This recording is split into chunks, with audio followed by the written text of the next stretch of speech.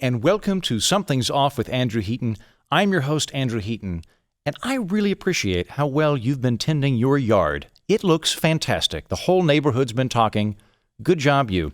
And welcome to a Friday release valve episode. This is when I bring in one of my funny friends and we just kick around amusing headlines for our own amusement. We are not going to make any attempt to be substantive or thoughtful at any point. This is for you to enjoy your drive home on your Friday commute without having to think.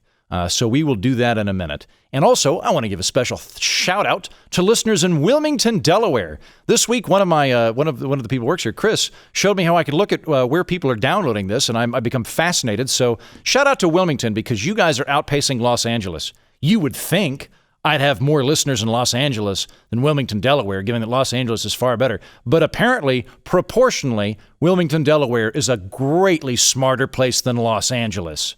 So I used to think of Delaware as just 3 counties pretending to be a state in order to avoid taxes. No more. I am now pro-Delaware. I thank you for listening, Wilmington. Regardless, we do have to pay those bills, don't we? And that means a word from our sponsor. Something's Off with Andrew Heaton is brought to you by the Unextinguishable Log. It's like a trick candle for your fireplace. Go ahead, try and put it out. You're only going to piss it off. It's a cold and windy day in Salem, Massachusetts. But that's not why you have misgivings about walking up Cotter's Hill this afternoon. As town constable, it is your unfortunate duty to carry out executions. And today you've been called upon to end the life of Goody Matthews, who you've known since boyhood. She's mouthy and strong-willed, yes, but a witch. This you find hard to believe. The Matthews family has always had the shiniest belt buckles on their heads and the best church attendance. They celebrate Thanksgiving 5-6 times a year. Yet, the judges ruled that Goody Matthews is a witch, so you're going to have to light her on fire. The whole town has come out to watch the execution, and you wonder, is it to bear witness to God's righteous judgment, or are we just bored? Is this divine reckoning or simply lack of golf? Because alone at night, when you were washing the soot from your clothes, soot which was hours earlier your friends and neighbors, you wonder if the town has given into a form of mass hysteria, or worse, a kind of lurid pastime. As you walk up Cotter's Hill, Goody Matthews locks eyes with you. You don't have to do this, she says, as you light a match. I'm afraid I do, you say, and you extend your trembling hand to set the faggot ablaze, which in this instance specifically refers to a literal bundle of sticks, because this is the 17th century, and that's what faggot means at this time, to you, a pilgrim, in this context. The fire starts to light, and Goody Matthews looks at you with piercing eyes. Please, Daniel, she says, you've known me your whole life. I am no witch. Please, be brave. Speak up to the townspeople on my behalf. You know in your heart, I know it. Real quick, I just want to go back a second to when I said faggot. To be clear, we are describing a female, heterosexual, alleged witch about to be burned alive, which is terrible, I agree. But it did happen. So the pile of sticks which we are using to light the bonfire to immolate this pitiable individual, that pile of sticks is what is being referred to as faggot in this instance. That is a historically accurate, contextual use of the term. And the whole thing makes me very, very uncomfortable. So I just wanted to clarify that. But we've crossed that bridge. Okay. Where were we? Right. Okay. Yeah. You know I am no witch, says Goody Matthews. Spare me, please. Nay, you say, and it kills you a little. Are you dutiful? Are you prosecuting a real witch? Or are you just too cowardly to oppose the town council and the judges and the church because you fear if you do, they'll think you're a witch? One thing I am not, Goody Matthews, is a brave man. To be honest with you, I am not sure if it's completely historically accurate. I mean, I'm confident that faggot means bundle of sticks. I learned that in 8th grade. You did too. Don't pretend you don't know there was a literal non-pejorative use of the term. I'm just not sure you would use it for a bonfire specifically, because 17th century husbandry terms are maddeningly specific and very profuse. For example, a long faggot refers to a bundle of sticks more than 3 feet in length as opposed to a short faggot, which is a billet of sticks less than 2 feet in length. There's also something called a brush faggot, which is a bundle of brushwood, presumably, any of which you would place on an andiron, which is a little like a stand for wood. Now, for our purposes, I haven't specified the length of the sticks used to execute this woman, but presumably they are 5 or 6 feet in length, which makes me wonder if there's some weird Puritan term for wood you would use to kill people, like murder bundle or strike pile. I don't know. Regardless, I am dispassionately using the term in a very literal, functional, and entirely non-homophobic way. Trust me, I feel so much more uncomfortable right now than you do. But not as uncomfortable as Goody Matthews, because the flames were beginning to lick at her, like demons tasting her ankles, which were covered up, of course, because this was the 17th century. "Please," shouts Goody Matthews, "for God's sake, have mercy!" And as if on cue, there's a clap of thunder. You look up and see that the skies are dark and brooding, and it starts to rain.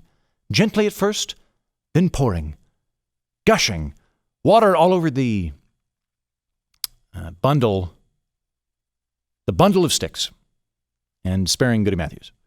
Reverend Putney stands up and addresses the crowd. "God himself has extinguished yon fire and saved Goody Matthews. Let us release her.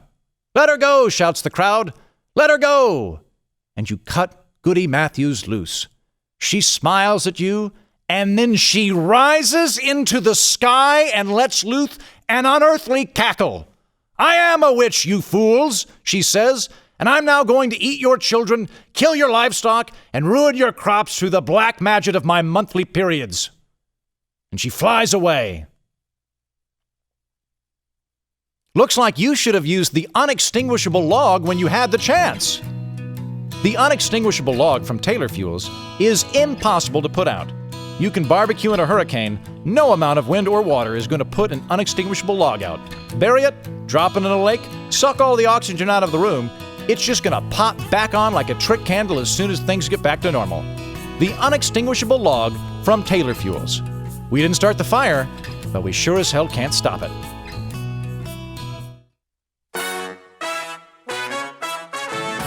My guest today is Turner Sparks, comedian extraordinaire, back by popular demand. Turner, thank you for being on. Thank you for having me back. My pleasure. And today we get to do something fun, Turner. I've previously had you on to discuss specific news stories or issues, and today we're just going to do incredible headlines and make no attempt at being substantive. I'm excited. Let's let loose. Let's do it. Okay. So the first headline, the Supreme Court rules man can hunt moose on a hovercraft. And I say, thank God. There's a reason we fought the British, and that was mostly so we would have the basic liberty of being able to murder megafauna while on a hoverboard. I think that is well done. Are you in favor of the Supreme Court ruling? Of course. I love it.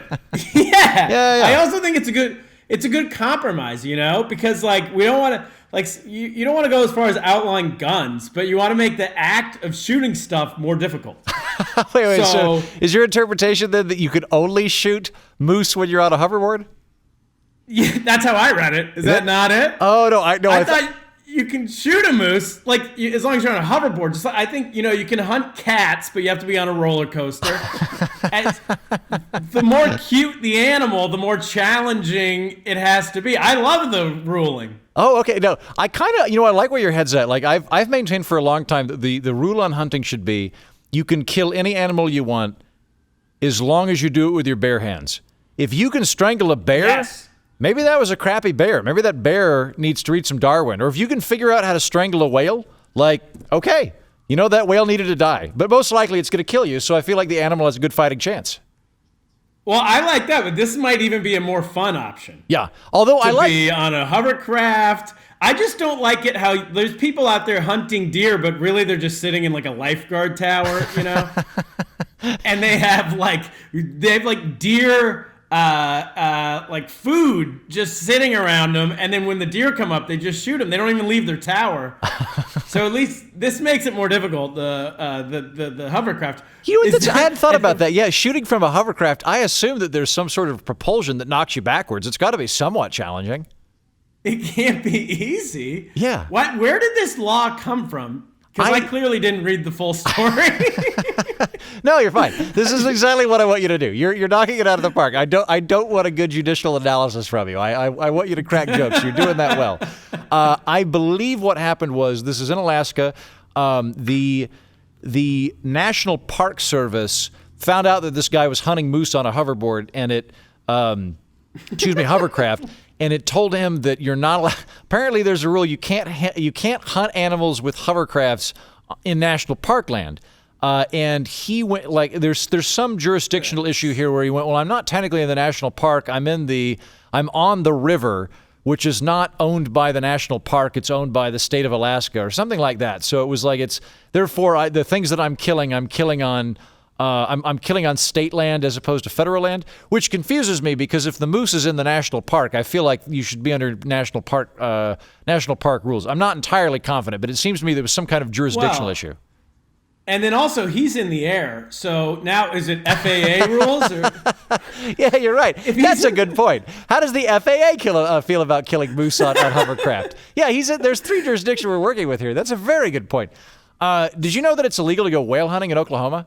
I looked into this, and if you're not amused by that concept, Google Oklahoma. It is a landlocked state. There are not a lot of whales frolicking in our fields. I think that must be either one of those random laws where you can't bring a lion into a movie theater, or it might be that there was an Oklahoma legislator who wanted to it was like a resolutional thing. I'd like to think that they were transporting Shamu from Disney World to Disneyland or some equivalent, and a bunch of my relatives were hunkered on an overpass with harpoons, and they're like, okay, we got to stop those Heatons from killing whales when they come through. But if they had to make a law, it means it's happened before. You're right. Some guy tracked down a whale and managed to get it. So kicking it outside of the United States, we're going to go over to England. Most of these stories are going to be international at this point. Over in England, Tory MP Christopher Chope suggests that people get fitter to avoid knife attacks. So his background on this, there's apparently a lot of knife crime in the United Kingdom. So last year, and they've got weird data where they count it from September through March or something. They don't do it on January, but in any event, the last unit of knife crime that they were measuring was something like 40,000 knife deaths, 40,000 knife crimes. I don't know that everybody died, but 40,000, which is a lot of stabbing. That's a lot of stabbing. And this is why they need guns.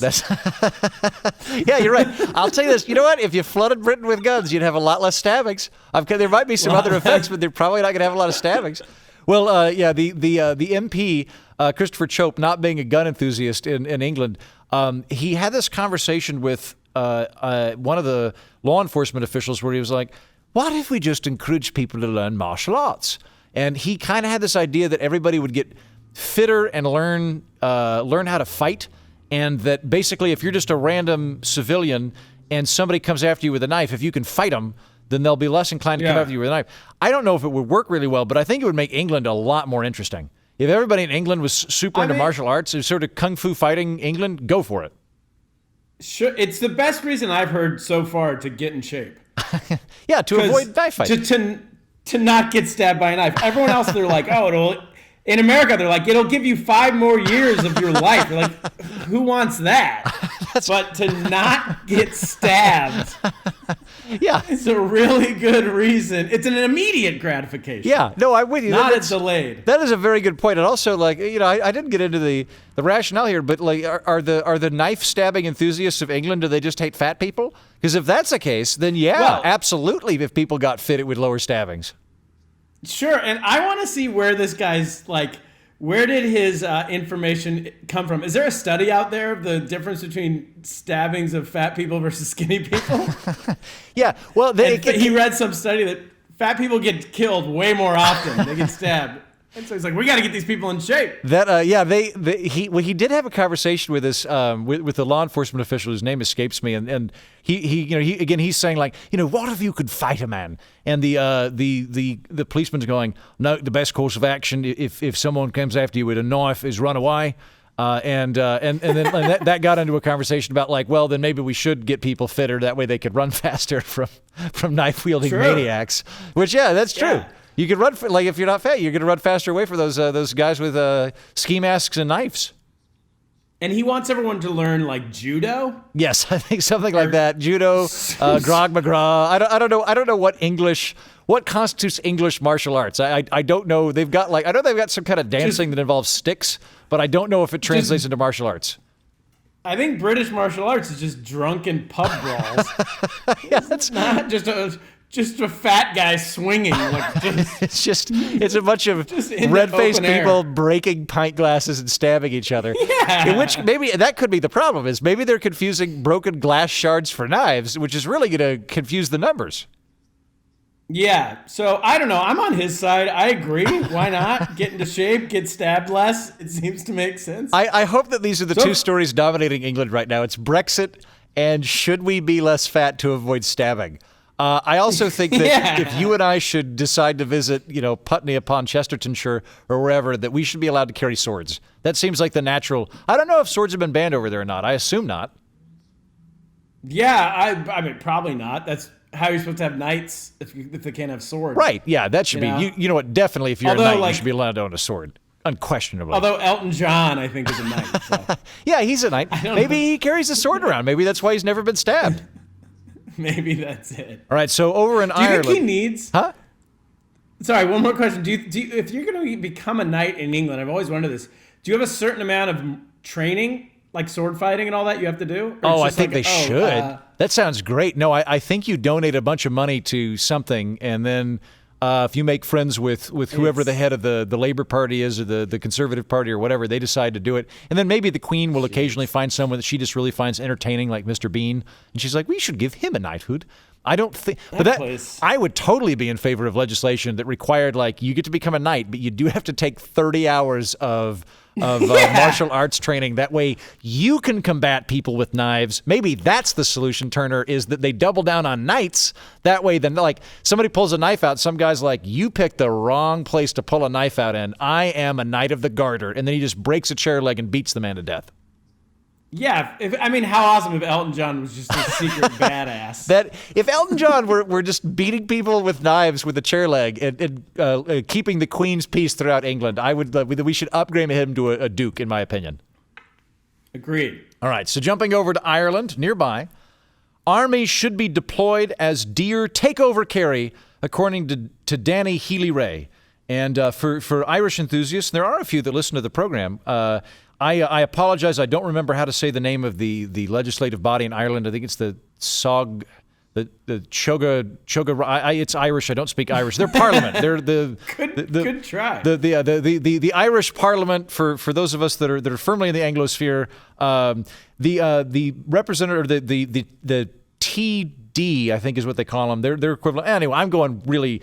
Their guy over in Kerry rose to the floor and talked about how. The deer are entering towns and villages and estates around Killarney, and they have taken the place over. And he started talking about how the deer are so proliferating that they're flipping cars and things like that. And he has requested that the Irish call in the army, or at least suggested that they call in the army to restore order from deer taking over Ireland, which I think is amazing. I think clearly the answer to this is to build a $24 million per mile wall across Killarney. I think that would solve all of the problems there. Just wall, carry off, and keep their deer safe. That way the deer don't come in and steal jobs from other people. Yeah, just filled with pots of gold. Yeah. I would say. I mean, I think this is the reason why we need to attack Ireland. To stop their deer before their deer come for us. No, I'm saying if they're scared of deer, if they have to call in their military to protect them from deer, we're spending all this time in the Middle East. We need to pick an easier country and just get Ireland. It seems we could throw a couple guys over there and it'd be ours. that is a very good point. Deer are the most peaceful animals. I grew up in the countryside in Northern California. There was deer living in our front yard for years. Yeah. No one was scared of them. They never attacked you. They didn't try to take the keys and go joyriding your car, anything like that. Nothing. Not a one. I think you raise a very good point.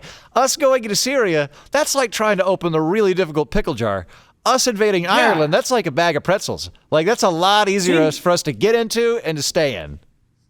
Seems easy. I mean, to find out that Irish people are scared of deer, it really shatters It's also like I think Notre Dame needs to change its name from the Fighting Irish now. They're not fighting anybody if they can't handle a deer.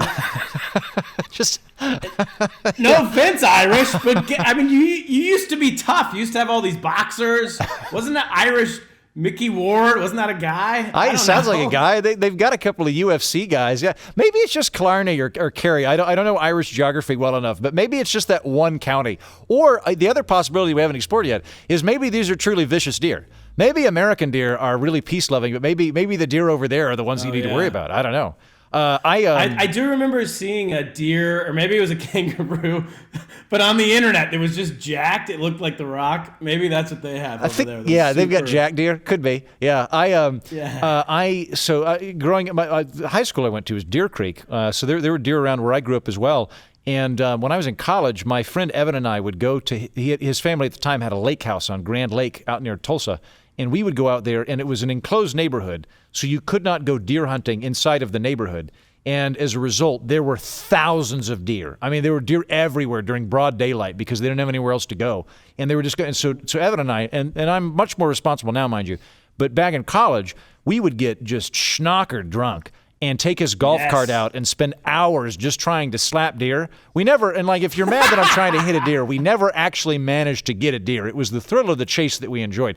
But I think one time we spent literally the whole evening doing this, and we ended up concluding the evening just launching over a hill onto a golf course at like 6 a.m. and just ruined a golf game because we effectively herded 20 deer across from them. No one died. I don't know that the Army needed to come in, but we did at least break the peace of the morning.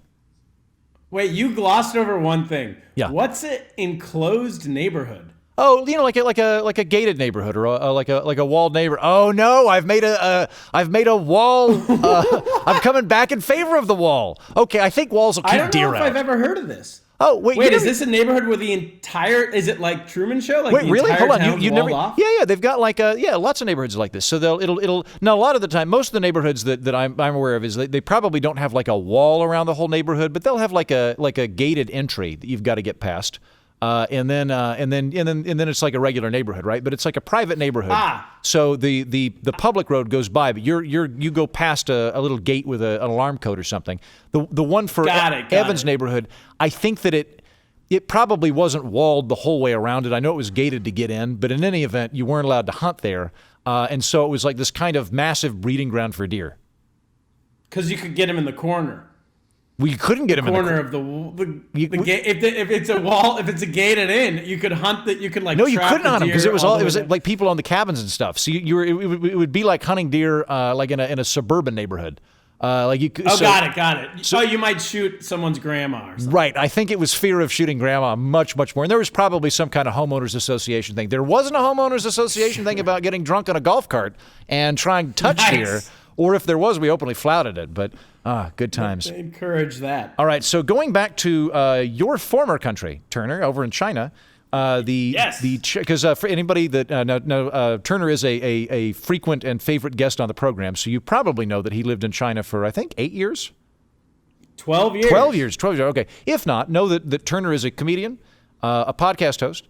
And then he lived in China for a while. So he's great on these matters. So the headline is, China's removal of all gay dialogue and scenes from Bohemian Rhapsody confuses audiences, creates plot holes. I didn't see Bohemian Rhapsody, but I understand that Freddie Mercury was gay, or bi, I think he was gay. And the Chinese government has apparently taken out all of the instances of this in the film, which makes the film more confusing. So at one point, they're talking about he's got a boyfriend in it, and they just cut out any of the scenes that indicated that they're lovers. So at the end, there's this pivotal scene where he just comes up, and like no one if you're Chinese, you've never even seen this guy until the last scene, and then he pops up, and you're like, who's that guy? And then there's a scene where he reveals that he has AIDS, but they muted the whole thing, so you don't know what's going on. And then they kind of just went through. I could see how this would confuse things. Like, for example, I think they just flat out banned Brokeback Mountain. But let's say that they took Brokeback Mountain and cut out all of the gay stuff. It would be a very confusing film. Yeah, just an old Western. Just be a short Western about two guys. 10-minute Western. Herding cattle. Yeah, it's just a quick, it's a quick film festival type thing about two guys that look at each other funny and then herd cows. And that's it. There's just a lot of couple of buddies. Yeah.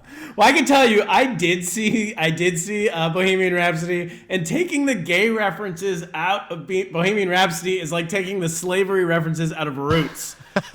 There would be no movie. So it's just a couple of songs. Start with the name of the band. Queen.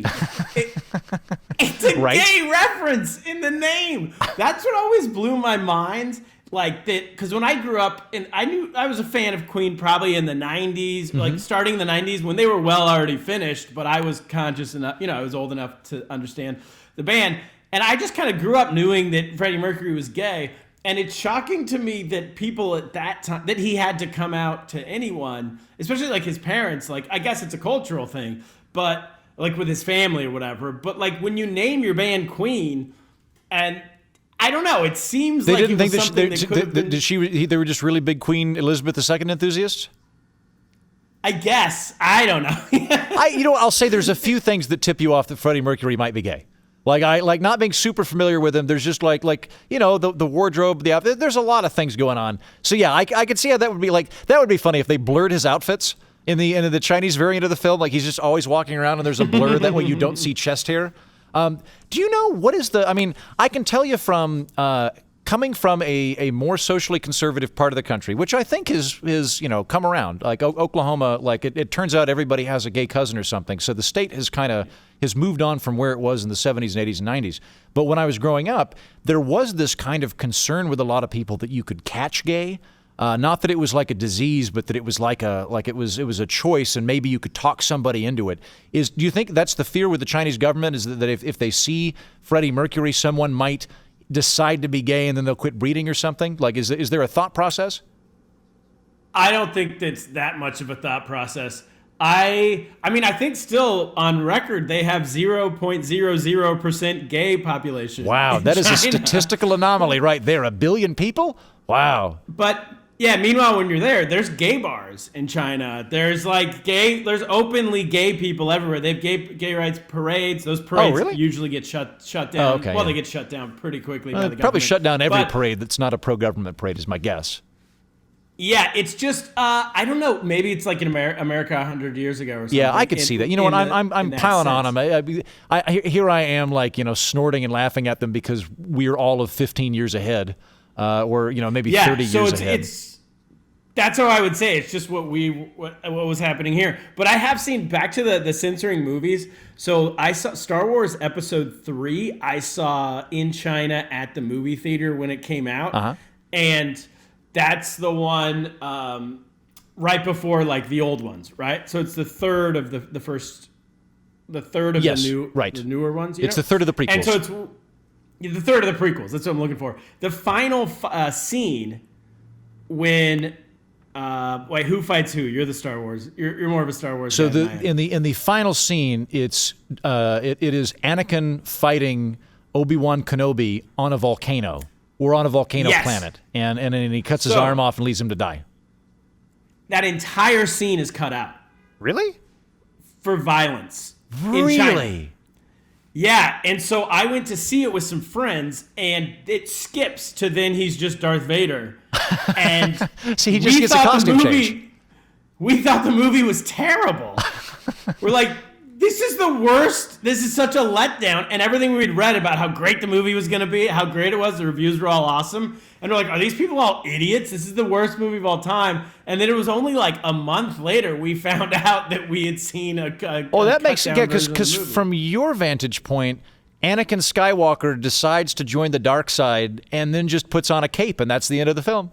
And it's exactly. there's a lot of loose ends not taken care of there. See, conversely though, I think Phantom Menace would be a pretty good film if you took out all of Jar Jar Binks and added a little bit of tasteful nudity.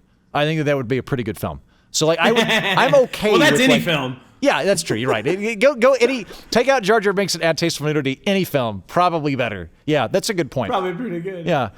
So kicking it back over to Britain, British Airways flight takes off in wrong direction, lands 525 miles away from destination. So it's a British Airways flight. It is leaving London. It's meant to go to Dusseldorf, and it lands in Scotland by mistake. And they're saying because of a paperwork mix-up.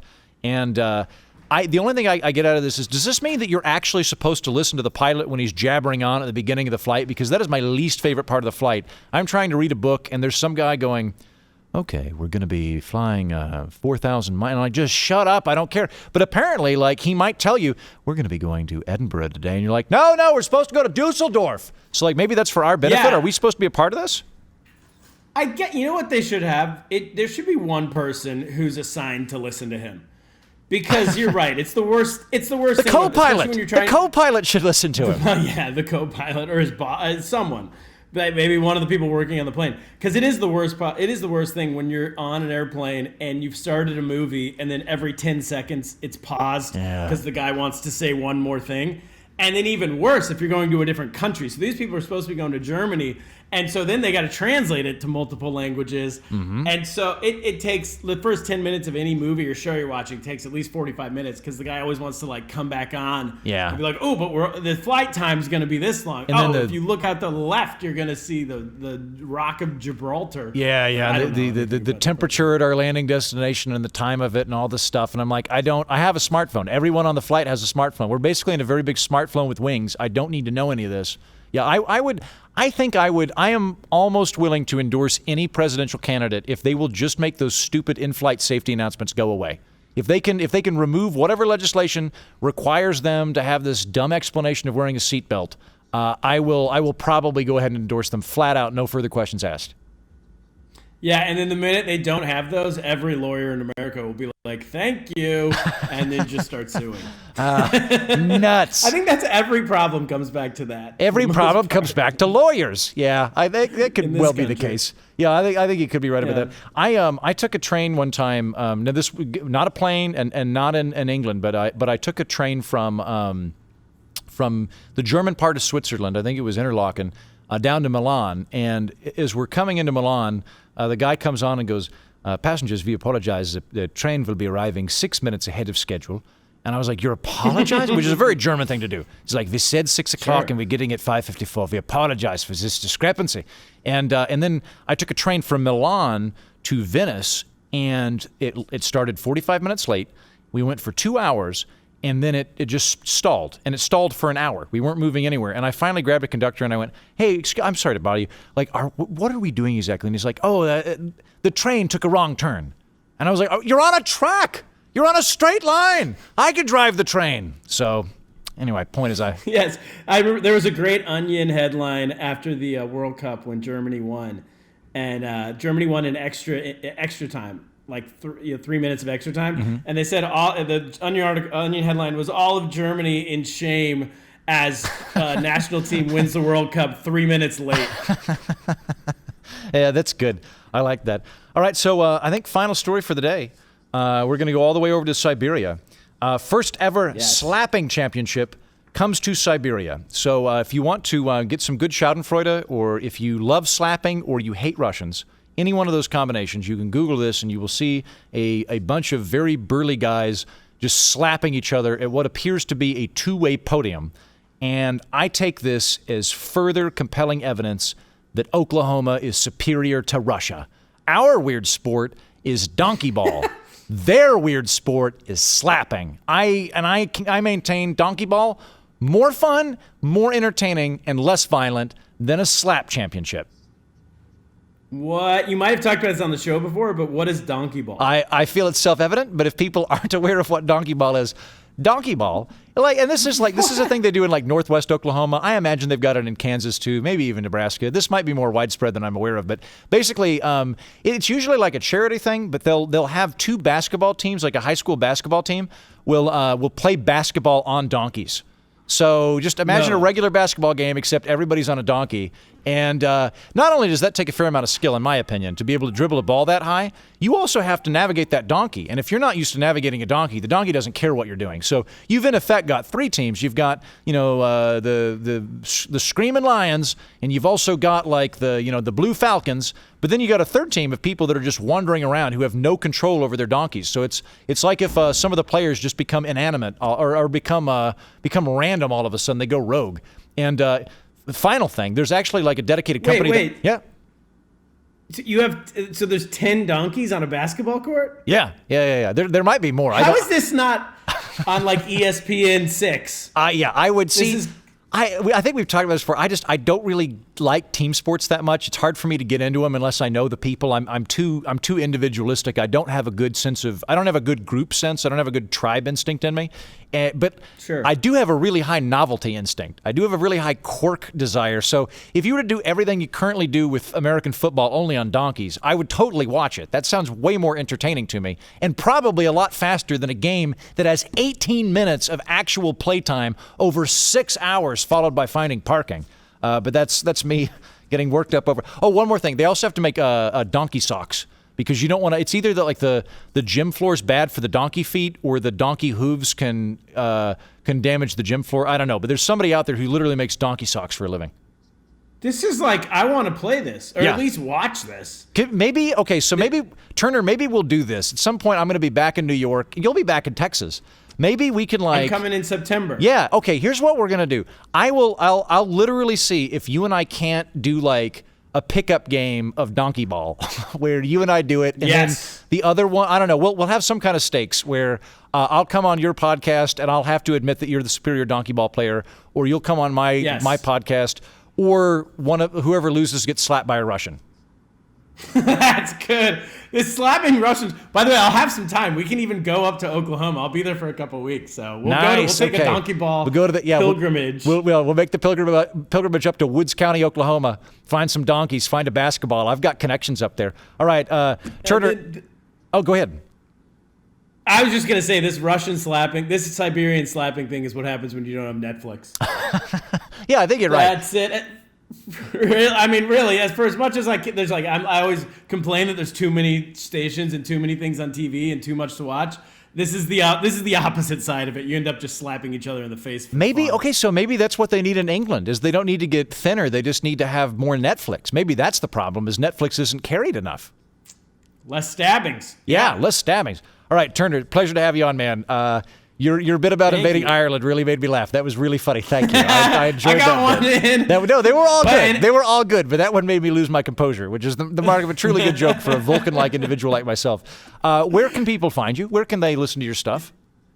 You can listen to me every week on the Lost in America podcast, lostinamericapod.com. It's also on iTunes and all that stuff. You've been on before. We're going to have you back on soon. I'll be back on. Yeah. This week we have Andy Curtin is on this week, who's the owner of the Kung Fu Comedy Club in China, talking about how the government recently shut down the club for good. Oh, so that club you played no more. Wait, really? It's over. Oh, I'll bring him on to talk about that too. Okay, you should have him on. I suspect listeners to the show would probably enjoy two comedians ragging on the statist regime of China censoring free speech. That seems like a pretty good trifecta for people to listen to this program. So check it out on his.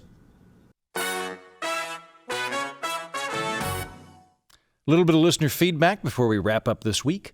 Oceanbound says on iTunes, "Great stuff, Andrew! ! Thanks for all the good listening! ! I love your sponsors! ! Colon, open print. That's probably a smiley face. I bet you that's an emoticon. Thank you very much, Oceanbound. I appreciate that. I'm glad you like our sponsors. We take a lot of time to vet the very, very best for you. I stand by all of the products that we have in the program.